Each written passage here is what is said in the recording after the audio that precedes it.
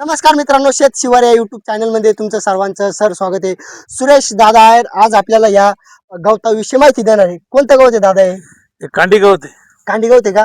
याची कसं लागवड करावं लागते दादा? लागवड काही नाही, कोणी आडवं लावतं, कोणी उभं लावतं. हं, उभं लावेल तर कोंब दर दबू दिला आणि कोंबापासून खाली इथली गिन्नी खुपसून द्यायची, हं. वर कोंब ऑटोमॅटिक येऊन जातो. नाही म्हणजे आता याला लावाच टायमाला याचं बी कसं राहत समजा असं? बी नाही, आम्ही असंच आणलं होतं ना, जळगावहून आणलं होतं आम्ही. हं, इथं मेटे साहेबाकडून सनी हं. त्यांनी आम्हाला असं याचं हे जे वाढल्याच्या नंतर एक एक दीड दीड पुरुष होतं.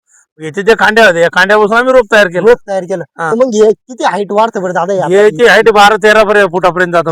12-13 फुटापर्यंत आलं. मग त्याच्यानंतर त्याला कोंब यायला लागतात त्या कांडीला. हा, कोंब येत्या. आपल्या उसावानी तिला असं फुटाफुटावर कोंब येत्या. कोंब येत्या का? आणि मग या जनावरांचे काय काय फायदे समजा याला आता? जनावरांचे फायदे म्हणजे बघ, दुसऱ्या चाऱ्याची बचत होती.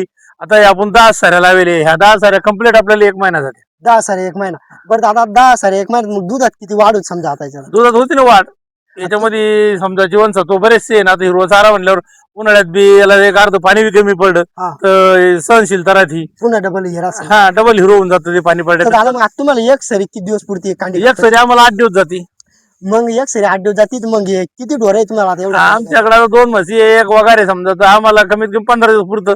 15 दिवसाच्या नंतर पुन्हा इकडून मागून कापायला येतं ते. बरं दादा, आपण कांडी गवत लावलं बरोबर आहे. आता त्याला एकदा कापून केली समजा, ती एका कोंबाला किती कोंब येऊ शकते लिमिट? एका कोंबाला आता याच्यामध्ये 100 कोंब तयार झाले. पहिले 1 वर्षामध्ये त्याला 2, 7, 8, 10 कोंब राहत्या. नंतर त्याला पुढच्या वर्षी 50 कोंब तयार होते. जसं जशी वाढ होत चालते. याची 10 वर्ष 8-9 वर्षापर्यंत याचं खोड चालतं. पण याचे खोड आम्ही 3 बाय 4 वर लावलं होतं, पण तरी फट्टी मिळून गेली, एवढे खोड बनले.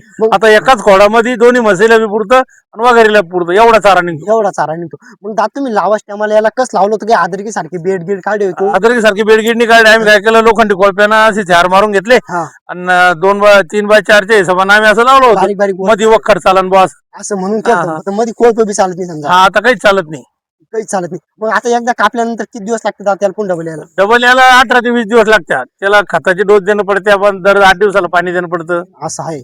मग अजून तुम्हाला याच्याविषयी काही माहिती आहे का आता? याच्याविषयी माहिती म्हणजे चांगलं आहे, जनावराला म्हणजे नंबर 1 हे.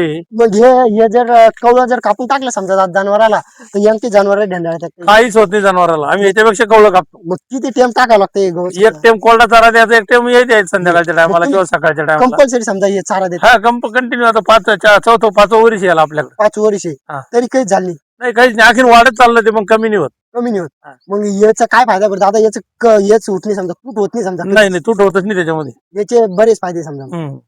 चालेल, धन्यवाद.